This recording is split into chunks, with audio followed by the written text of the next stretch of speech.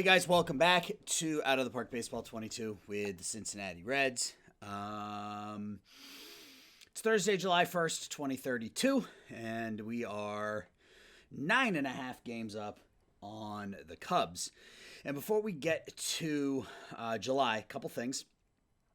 First, would you guys have any interest in A, a live stream, B, how-to videos? You know, I see people post them all the time, how to develop prospects, how to, find good deals, how to, just how-tos. Would you be interested in those? I can put those together as well. And then the third thing is I finally created a Twitter account for my gaming stuff. I have a separate Twitter account for all of my non-video gaming nonsense, but I wanted to have one specifically for this. You can see the Twitter account is right here. I will also post it in the link below. So if you could give me a follow over there, that will allow me to tell you guys changes to the schedule, when and if I'm going to be live streaming. Also give me an opportunity to ask questions and stuff that I can't ask through YouTube because I don't have enough subscribers yet.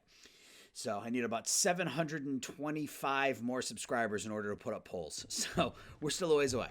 At any rate, let's get to it. So it's July 1st, and like I said, 55-26. We are just sort of running away with things this year. We're 39-16 in the last 2 months. Offensively, we have the best offense in the National League. We have one of the best pitching staffs, third in runs against, first in runs scored. And pretty much, and we're getting some reinforcements back here shortly. We get Atsunori Fujimoto back tomorrow. And I think that's about it. We get Crow Armstrong back in a couple weeks, but he's been really bad. So I don't know that that's really an improvement for us. Well, actually, I guess he should just go on the DL, shouldn't he? And we need to call up a replacement for him. Whom, though? That's the question. I don't know that we have an outfielder down in AAA that we would want to call up. What about in AA? I guess we could call up Caldwell. Probably makes the most sense, and we will stick... I think we're going to stick Billman in center. He's been the best offensive player. And against lefties, Billman's already out there, so I think... Where is he, though? He's in left? Where is he? Oh, he's not out there. All right, so he is now. All right. So this is going to be the July episode. So we're going to do international free agent, first-year player draft, and trade deadline. And we may go beyond that depending on how long it takes. We will see how I'm feeling. So first things first is international amateurs. Haven't looked at this yet. There's not really... The three best players are all pitchers. I like Medina because he's an extreme ground ball pitcher. He's a ground ball. Ooh. High loyalty, adaptability, work ethic, intelligence, low greed. So which one do we like better? Personality class is unknown. We know that Barry, I think we're going to go Medina because of the stamina. And if we can't get him, we'll come back and we'll look at Barry.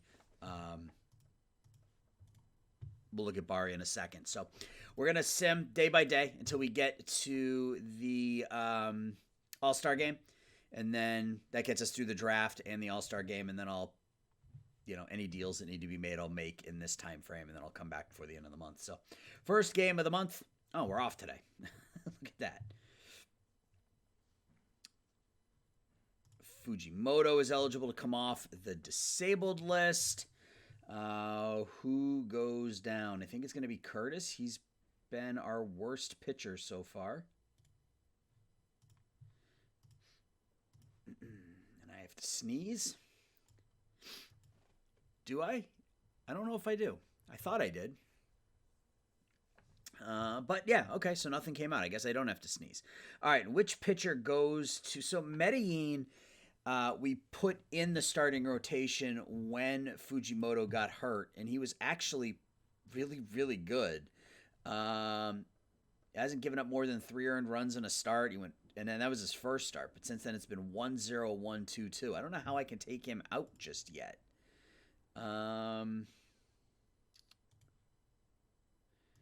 Miller Green has been 8-2. I think it might have to be Arroyo for now until somebody starts to struggle, and then we can stick Arroyo back into. Yeah, and I mean, his stuff, he plays much better as a. I mean, he's been really good as a starter, but he plays better as a reliever with his stuff. So Fujimoto goes back in.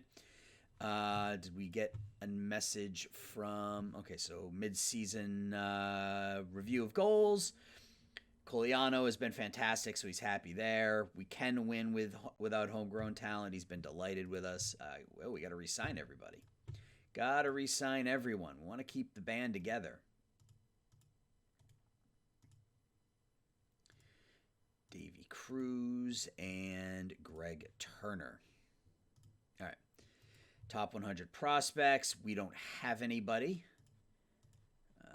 Where do we stand? Minor league system rankings. We are 22nd. We got Lucas and Moultrie. And Lucas is going to fall off that list really soon. Moultrie, not quite really soon, but soon enough. All right, so now we're going to play the first game of the month.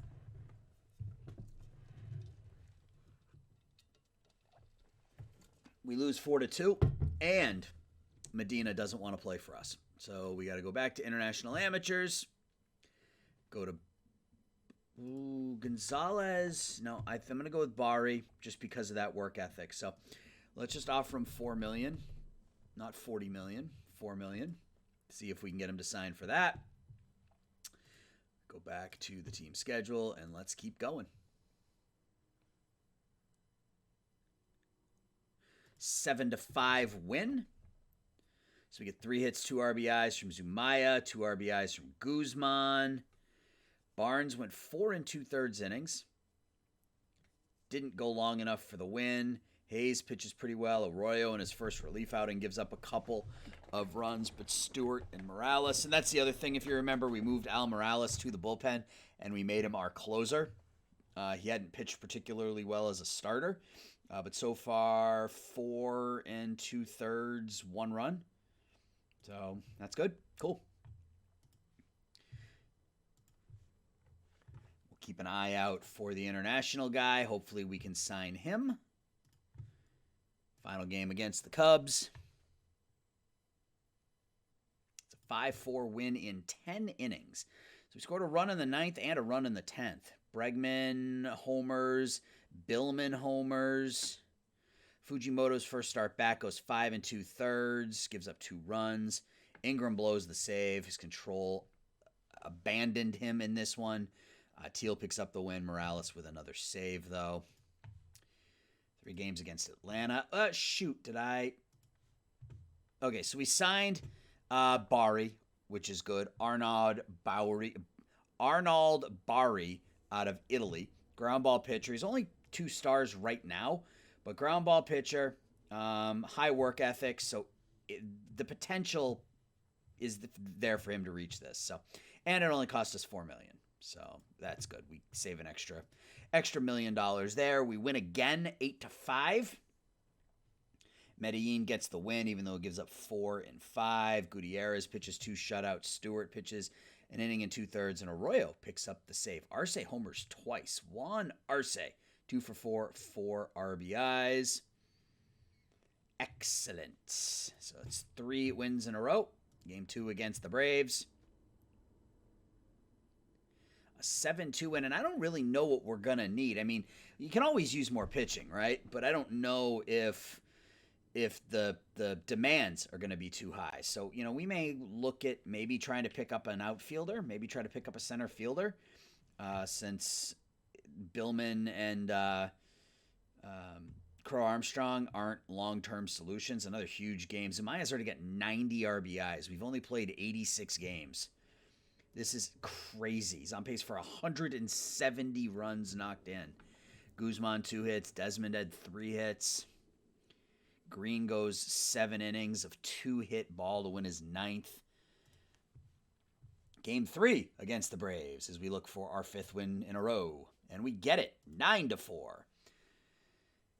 So they score 2 in the first. We come right back. We were up 6-2. We just ran away with this one. Billman with 2 hits, 3 runs scored. Home runs from Bregman, Billman, Guzman, and Coliano. Coliano has been huge, man. That was a great trade that we made with Detroit back in May of last season. We picked up Desmond, Aguilar, Coliano, and Howard for Mike Sherbet, who at the time was the number 237 prospect in baseball. His up 52 strikeouts in 23 innings is really darn good. But that trade has been fantastic for us. We got our starting catcher, our starting second baseman / shortstop, one of our best prospects, and then our other catcher. So that has been a solid deal for us. Looking to sweep the Braves in a 4-game series. We don't. We lose 6-2. We come home to play St. Louis for 3, and we win 3-2 there. Come from behind again. 2 hits and an RBI for Billman. Fujimoto goes 5 innings again. Gives up 2 runs. Stewart, look at Stewart, man.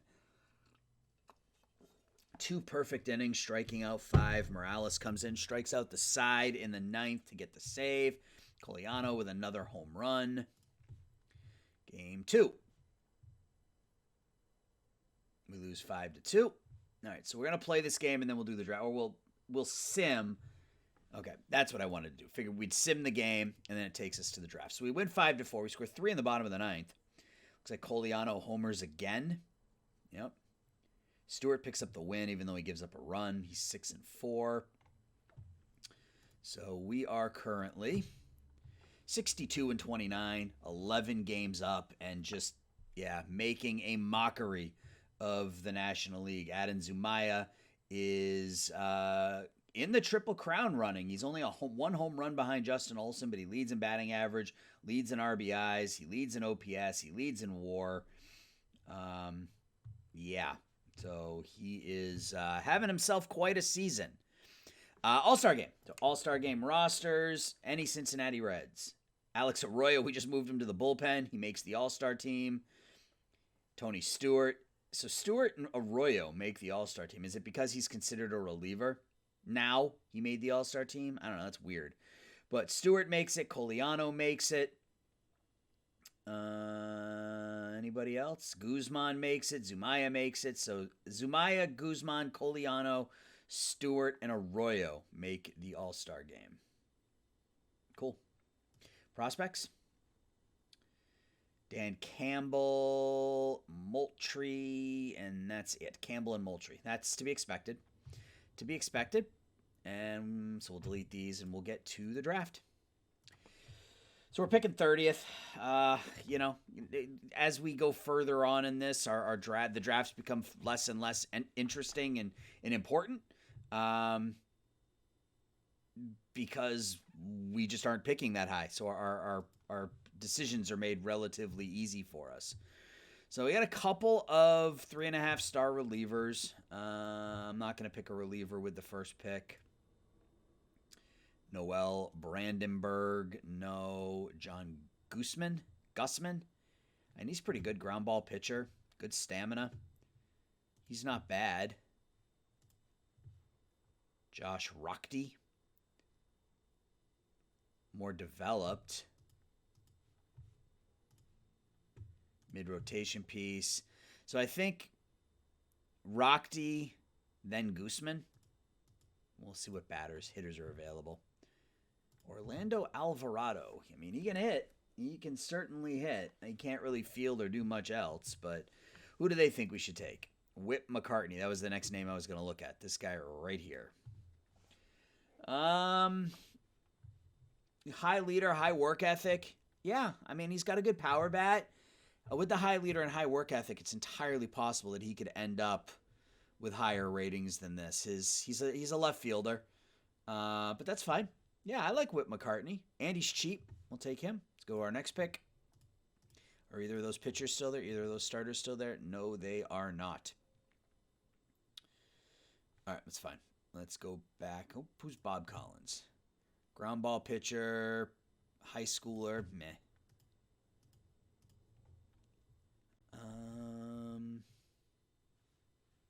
Who do they think we should take now? Mike Parker. He's not a starting pitcher. He only has 2 pitches. That would make him a reliever. Any pitchers that are actually hitters. Oh, this guy's pretty good. Second baseman, good contact, good home run power. I mean, he's kind of a schmuck, but I think we're going to go with another catcher. He's good defensively. He's got a good bat. Yeah, Brad Thims or Times. It's probably Times. Except Times would be one M, so it's Thims. Brad Thims. We're going to draft him in the second round. Nate Mabry. Ooh, yeah, I like him a lot. We're going to go, we're taking our scouting director's recommendations here, but good defensively, great speed on a passable bat in the third round. So that works.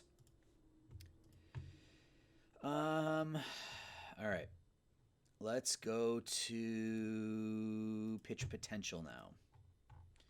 See if we can find anybody here. Rob Ward.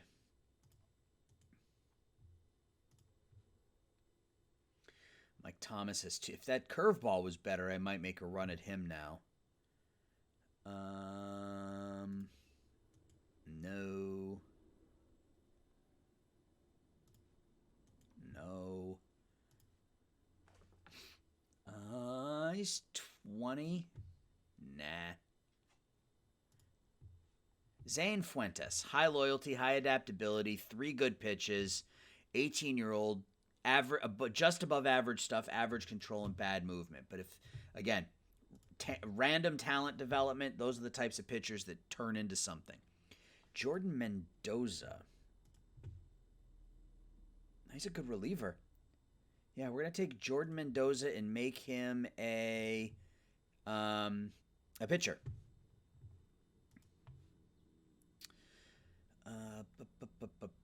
What else? Who else is in here? We've already looked at Lage. Aiden Dowd, no. Mike Robinson, no. He's too old. If he was like 18, maybe. Eric Mendez. Yep. Ground ball pitcher. High loyalty, high adaptability, high work ethic, low greed. This guy could end up being really, really good. Went to USC. Eric Mendez. Yes, sir. I like that pick in the whatever round that was, the 6th round. He could be really good. Ricky Ferrer, no.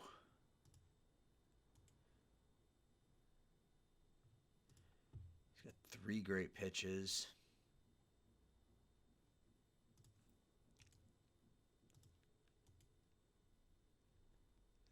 Again, looking for starters that have either 3 really good pitches or like 5 pitches. Like I love pitchers who like if this guy was a little bit better, but this is what I love. I love pitchers who throw 5 different pitches. But he can't be terrible like Doug Meager. All right, let's go to, we already drafted a good fielding catcher, but let's look and see if there's anybody left. Chris Ulrich is good, but he can't hit at all. Yeah, none of these guys can hit. If they could hit a tiny bit, I would draft them, but they can't. So let's go back to batting potential. All players. Let's see what we have left. Danny Knowlton. Yeah. He's pretty good as a reliever, and he's got a good bat. So Danny Knowlton. Wait, did we draft?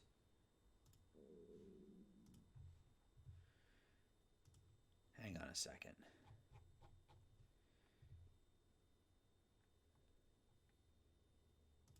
Okay, we did draft Mendez. For some reason, he was showing up there as my scouting director. Bobby Bandy? Yeah, I could get behind Bobby Bandy.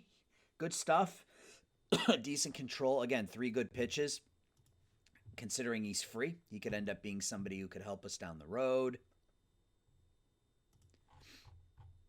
Any power bats left?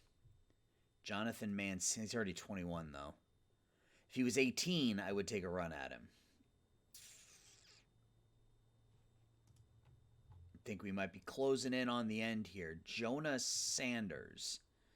21 years old. Sure. We'll make Jonah Sanders our last pick, and then we'll let the AI do the rest. We went through the first 9 rounds. Let's negotiate. And thankfully, all these guys are cheap, so that should give us some additional money this year if we need it. And it was Mendoza that we needed to make a bullpen arm, and then I got to go in and find that reliever that we were going to make a batter. Is it Sand? No, it was Knowlton. I don't think I want to make him a reliever. I think I want to make him a two-way player. Yeah, I think I just want to make him a two-way player because as a reliever, he's still got some development there, but he has some good offensive chops as well. So I want to make him a two-way player. All right. So let's save real quick and figure out where we're going to go from here.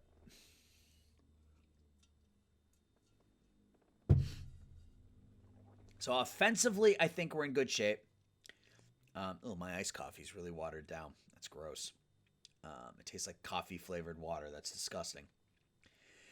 So the top offense in the National League, top bullpen in the National League, 6th best starter, and our defensive efficiency is good if our zone rating is a little bit low. So we really don't need a whole lot. I mean, Billman is doing fine as a temporary solution in center field. Let's take a look at the trade block. I mean, I wouldn't mind a Jesus Sanchez, but I can't afford him. Right? I don't think I can afford him. Yeah, we have $291,000 to spend.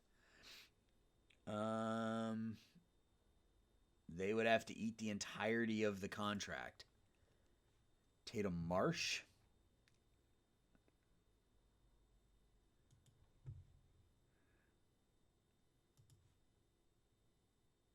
Buddy Reed's not a bad option. He's going to get on base. What would it take to get a Buddy Reed? If you retain the entirety of the contract, because we can't afford anything otherwise. So I have no players who make that work. I find that hard to believe.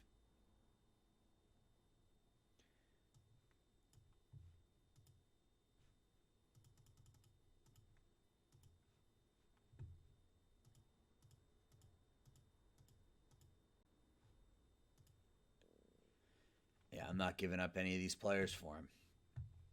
This may be a quiet trade deadline for us. We don't have the money to do anything. Can we? Is this an option? To anybody interested in Crow Armstrong?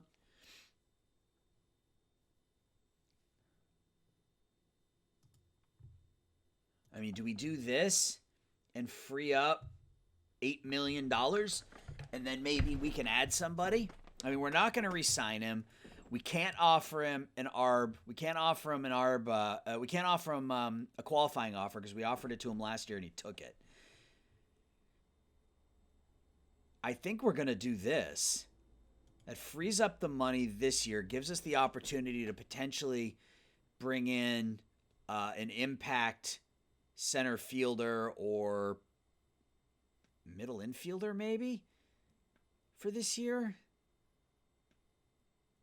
I don't know. But I think this makes sense. So the Rockies will let's do this. Let's do that. So they didn't like the fact that we got rid of Crow Armstrong, which is fine. I understand that. But it frees up $9 million. Michael McGreevy I think he probably has to go on the 40-man, and he'll start in AAA. He's out of option years. Okay. And I probably should have checked on that first, but whatever. I mean, if it means, let's see. Is there anybody on the pitching staff that we can send down for just a minute?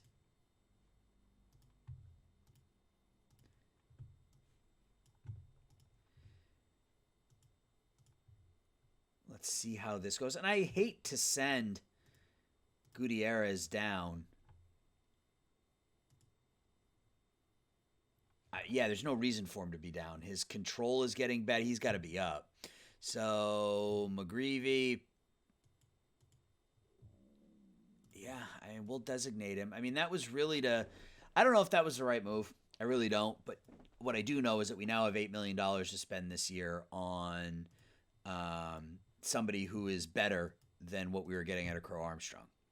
So maybe that means now we can make a deal for Jesus Sanchez or Jesus Sanchez. Cam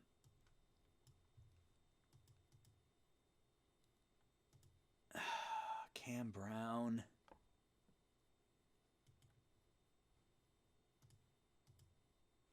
And if I gave you Cam Brown,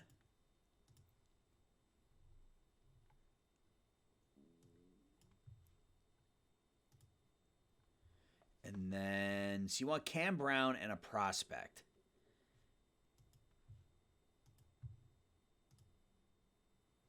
What if we did that? I want to try to do this without giving up Brown. I like having him in my bullpen. I like that flexibility. But it seems like you're stuck on that. What about a 4-star reliever? Agnetta? I mean, he's been terrible. 7 for 45.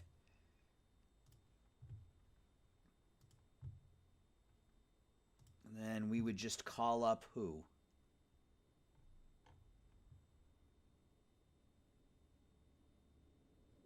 I know we got Agnetta because we have Lewis and our eyes on the DL.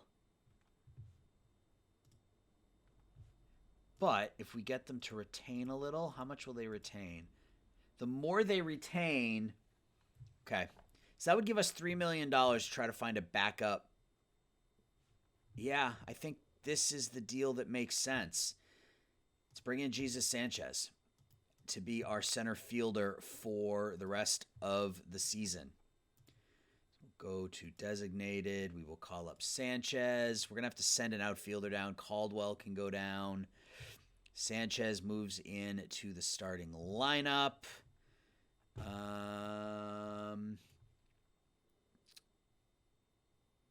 Switch him and Johnson. Get him in there. Do a little bit of that. Switch the lineup around here a little bit. Billman comes in here as well.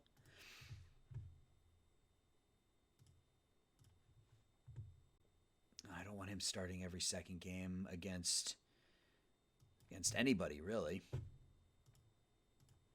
All right. So that sets. We got to come back in here and do this. So we get Sanchez in there at center field. Switch Johnson and Sanchez. Come over here. Get Sanchez in there. Switch these two. Switch these. No, I think we're going to leave those two like that. All right. So that works. So we've improved our center field situation. Now we just have to figure out what we're going to do with the backup middle infield position. And we were able to do that without giving up any pieces off of our big league roster. I love that deal. I think that was fantastic. So now what I'm going to do is I'm going to sim ahead to the end of July offline. And in that time, I'm going to try to come up with, if we go back to the trade block, see what we can do about picking up another backup middle infielder. Like someone like Sean Fuller may not be bad. But we'll take a look. So I'm going to do that offline, and I will be back on the 31st. Be right back. All right, we are back. It is the 31st, and it's been an up and down stretch, really, since the All-Star game. We are, what's that? That's 5, 6, 7, 8 losses. We're 7-8 since the All-Star break. 14-11 this month. 7-8 since the All-Star break. But we made a couple of deals that I feel like long-term, or not long-term, but I guess short-term this year are going to make us better. So we made 2 deals. We'll take a look at those here right now. So we'll look at the... Oh, they're not even showing up on here. Okay, it doesn't show up as a major transaction. It shows up as a minor one, doesn't it? Where is it?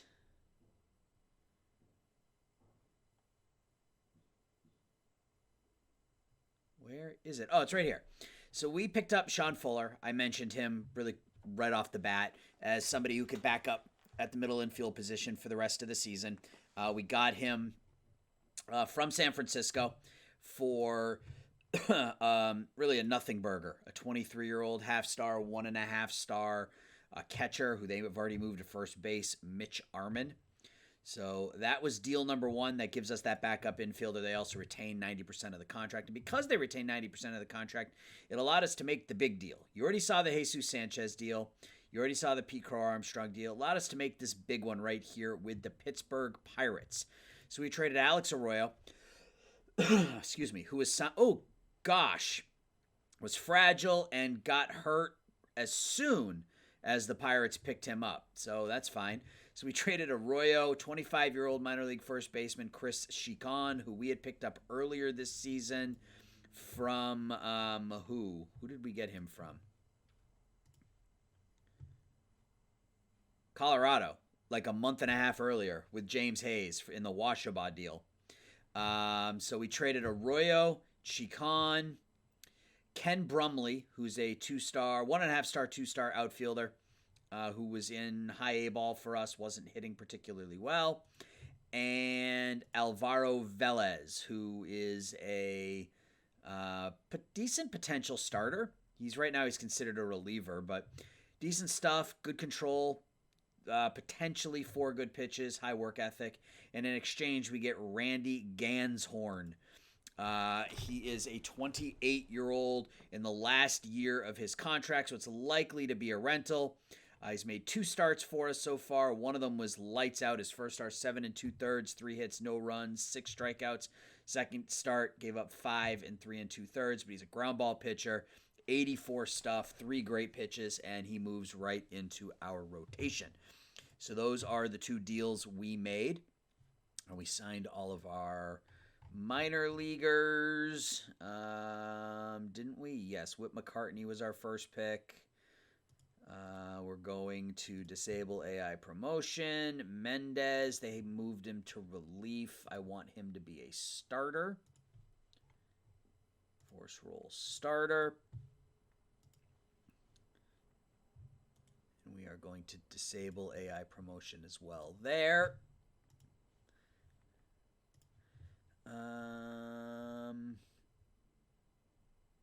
Bergonzi's down to 1.5 stars.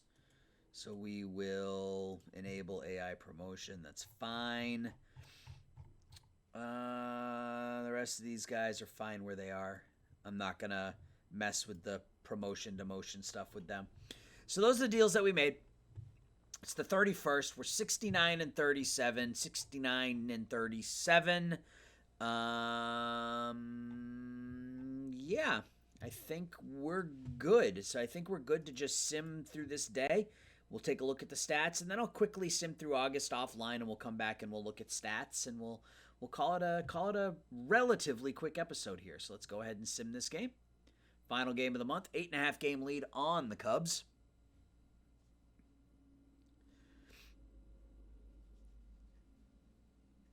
Ganshorn is pitching again today, so let's hope for a good start out of him. We'll get there eventually. Come on, 6 and 8. So we lost again. All right, so we are 14 and 12 in the month of August, which is, I don't want to say shocking, but considering how good we were in May and June, and honestly how good July started. I mean, we won 5-6 of our first 7. And that's a bad week and a half. All right. So, yeah, I'm going to sim through, and then we'll take a look at the stats. We'll look at the prospects. We get Pabon back in 6 weeks, which will be right after roster expansion, which is nice. So we'll be able to add him back to the team. Yeah, I don't really think there's much else to look at. So I'm going to Yeah, I'm just gonna sim. I'm gonna sim through the end of the month, and we'll come back and we'll take a look at stats, and we'll see what September brings. All right, we're back. It's September 1st, 85 and 49. It was a better month than July. Still not great. We were 16 and 11. Um, 9 games up now on the Cubs. Still have the best record in baseball, but we're not steamrolling the competition like we were at the beginning of the season. But that's fine. That is fine. We are still playing really well. And yeah, we've got the Central Division in pretty much lockdown. So let's look at the mail first. Anything interesting in here?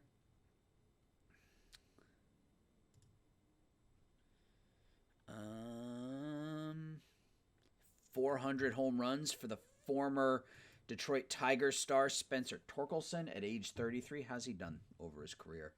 So first 5 years with the Tigers, we then traded him. Did we trade him or no? He just left, right? I think he left as a free agent because we did trade him. We traded him and Jeter Downs for Mike Nicorak, who got hurt and retired, and Tommy Doyle. So that didn't work out for us, but we needed to move on from Torkelson because we weren't going to be able to afford him. And he's just mashing. He hasn't hit less than 28 home runs in a single season. He's hit as many as 47. He's had a good career. Can't believe he's 33 already. Player development. Lucas got a little worse, but that's fine. Again, tiny drops because we've got the 1 to 100 scale. Any big bumps? Not really. Not really as we go through the list here. Nope. Okay. All right, so it's time for roster expansion, which we'll do next episode. I want to take a look at the stats now. We want to kind of look at every player and see how things are going. So Tony Stewart just continues to get it done. The ERA is a bit high compared to last year, but still just a 159 opponent batting average. His FIP is 1.74, so he's been every bit as good as he was last year. On pace to strike out 206 in 103 innings. He's been outstanding. Miller Green signed as almost an afterthought. 12 and 5, 150 innings pitched, 134 hits, walking less than 3 per 9, 2.3 WAR. He's been really, really good. Fujimoto's been terrific. Absolutely terrific. So the last couple starts have been kind of rough, but he got through April, and his May and July were just outstanding. 5-0. Took a step back a bit in August, but overall, I like what we have there, especially for what we're paying him, which is not much. 11 or 12 million a year for the next 6 or 7 years.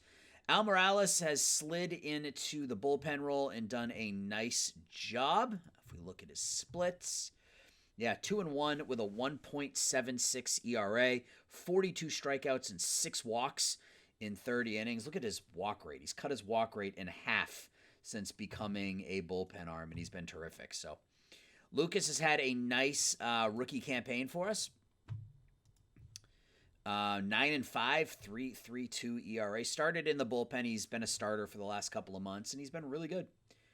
And he's hitting a little bit. 16 for 71. Justin Barnes has been a disappointment. No other way to put it. He's been a disappointment this year. 8 and 6 with a 5.43 ERA. Home run rate is up a little bit. Walk rate is up a little bit. He's just giving up more hits. He's just giving up more hits than he has in previous seasons. And considering what we're paying him, I don't know that. And we'll see how the rest of the season goes. And see what kind of the beginning of next year brings. But we have some pitchers that are ready to kind of step into that role. We've got Tony De Leon, who we called up for a cup of coffee here while we had some injuries. He's ready to go. Frankly, so is Dubon. And he should be in AAA right now as well. And let's just put him on the 40-man now so we don't forget. Both of these guys are ready to come up. They will both be members of our pitching staff next year. Whether or not they'll be starters remains to be seen, but they'll both be up. Ganshorn has been okay-ish since coming over. 9 home runs in 38 innings isn't going to get it done, but the potential's there for him to throw a 7-inning, 8-inning shutout. Ingram has been really good this year. following up a nice end of the season last year, 80 strikeouts in 63 innings. Medellin has been pretty good as a swingman. We've used him both as a starter and reliever. 3.93 ERA, 2.23 opponent batting average. I'll take. Striking out 10. He's walking too many. That 5.1 per 9 is too many. Same with Gutierrez, but we know that's what we're getting out of Alex. Other than that, though, he's been terrific. 65 strikeouts, only 4 home runs allowed in 44 innings. He's having his best season, and that control is increasing. I guess he's not having his best season. His rookie year was his best season, but the control is getting better. So as the control gets better, so does he. Andy Teal is 6-0. Not pitching a bunch. He's only pitched in 32 games, and he's got 6 wins. But, he's getting the job done. Only 2 home runs. He only walked 8, so he's been fine. Corey, since we picked him up, 25 innings, 27 Ks. He's been fine as a middle relief type. Cam Brown has not been very good this year. Well, I guess he's had a couple of bad outings, but overall he's been fine. He started last year, and he's done at the end of this season. And then James Hayes has been really good, honestly, since we picked him up. Again, he's a free agent as well. He's put up a 1.93 ERA in 20 games for us, only 21 hits in 32 innings. And that's a reasonable contract. But we don't have a lot of money. We got more now. Where'd that come from? We're up to $19 million for extension. So that's something we may want to look at next episode. And then offensively, Adam Zumaya already at 7 WAR, on pace for 8.5, 37 home runs, 139 RBIs. Just been a beast. Guzman, after coming back from injury, has been terrific. He's on pace for 5.5 WAR in 127 games. Power's back. He's not stealing as many bases this year, but that's fine. Alex Bregman in what will likely be his only year with us. Well, I don't know. I say that, but we have money now that we didn't have before. And that was part of the reason I signed him to the contract I signed him to, was because I didn't know if we'd have money next year. But he's been great as our leadoff hitter. 819 OPS, getting on base at a 360 clip. He's walked 80. He's on pace for almost 100 walks on the year, 90 RBIs. He's been fantastic as our leadoff hitter. Coliano, you can't ask for more than this out of your starting catcher. 2.8 WAR. His catcher's ERA is sitting right at around 4, which is fine with me. Jesus Sanchez has not been very good since we picked him up, at least with the bat. He's been okay in center field. So yeah, it's been a bit of a disappointment there, but still better than what we were getting out of Crow Armstrong. And he still has a month to snap out of it. Termarr Johnson with just another really good season. 2.4 WAR. Played Gold Glove caliber at third and slightly above average at short. So we're getting what we want out of him. Jerry Howard as a backup catcher, putting up a 914 OPS. Catcher's ERA of 3.38. I know that's not the be-all, end-all, but that's just been fantastic. Chris Billman, again, we signed him as a minor league free agent, and he's been terrific. 822 OPS, playing all over the field for us, first, third, left, center, and right this year. He's been above average really everywhere. So, that was quite a find for us. Desmond, the WAR's a little bit light because he's so dependent on his average. I'm surprised he's not hitting for more extra bases, not hitting more doubles, more triples. But he does have 10 home runs. He's never going to be a super valuable player because it's all contact dependent, and defensively he's been fine at second. But he's been below average at third and below average at short. So we got to find a way to get him back to second base. But that's not going to happen this year. That's not going to happen this year as our starting shortstop is currently injured. Arce, forced into, I think, playing more than he should be. He's basically been forced into a full-time role, and he's been okay. Below average, but he wouldn't be starting if we had Royce Lewis out there, obviously. Adame, showing a little bit of power, 772 OPS in limited playing time, but he's been fine. Sean Fuller, since coming over, 13 for 52. He's got a home run.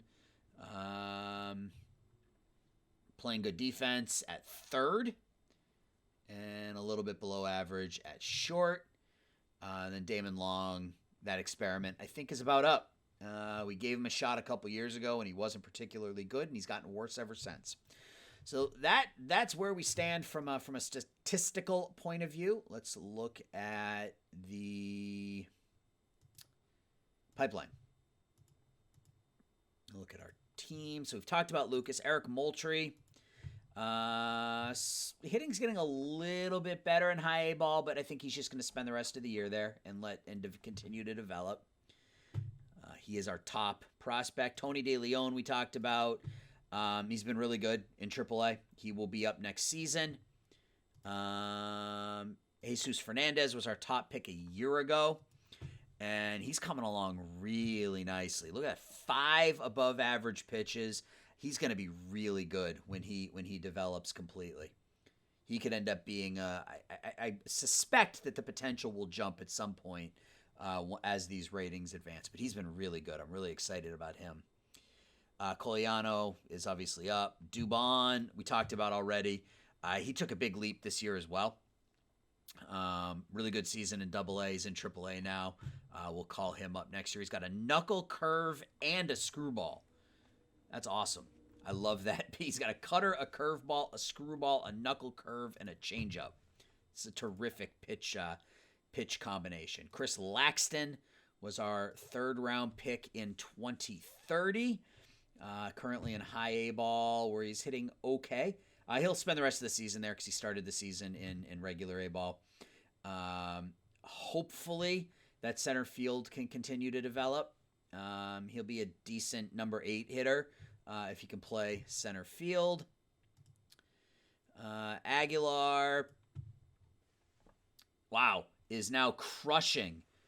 What happened? Oof. He hit 485 in July in double A and 419 in August. So I think it's fair to say that Aguilar has mastered AA. Let's promote him to AAA. I don't know that he has a home with us, though. That's the problem. Alex August? He was a scouting discovery. Hitting the ball really well in rookie ball. Let's add him to our list here. And I think that's it. Bravo is a 1-star. Conkle was a pick last year. Yeah, that's about it. So those are our prospects. Those are our stats. And that was the episode. So again, I'll put it up on the screen one more time right now. That is my Twitter account.